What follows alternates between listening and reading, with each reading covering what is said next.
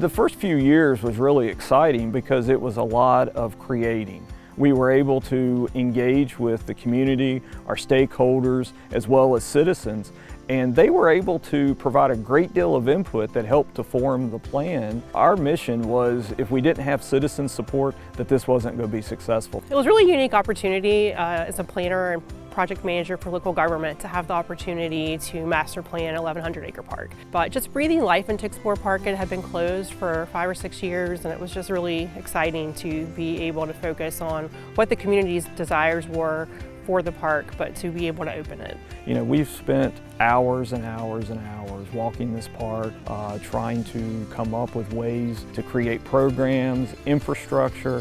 One of my favorite memories is when we were putting the master plan together for the mountain bike park. The consultant was in town and it was snowing, and there was only one day that we could work on this, and about a dozen staff and our consultants walked, I don't know how many miles through the snow, trying to lay out mountain bike trails. And for me, that's one of the really coolest memories that I have of being out here in the middle of, while it was snowing, and it was just incredibly beautiful. So one of the unique aspects of the Explore Park Adventure Plan is that it was very strategically designed with input from a variety of stakeholders. We want to maintain and preserve many aspects of the park, so there was a special places inventory done, so that helps guide areas of the park that we want to protect.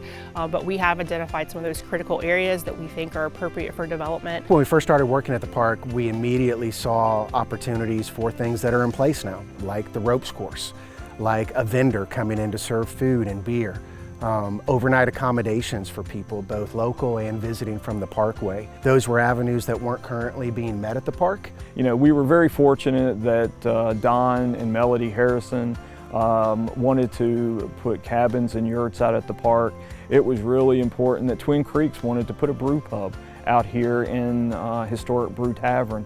You know, so having partners like that early on were really great for the park, and you know, we've been able to be an incubator for small business that I think has been really exciting. Our Board of Supervisors was willing to enter into a lease to take on what was then a shuttered park that I don't think folks had much confidence in it, but instead we signed a lease, we invested millions of dollars of taxpayer money to reinvigorate the park, put in infrastructure that's led us from going from about 30,000 people a year to close to 300,000 people a year. And that success was what we were able to use to encourage the General Assembly to allow us to acquire the land. But without the board's willingness and their vision, none of this would have ever been possible.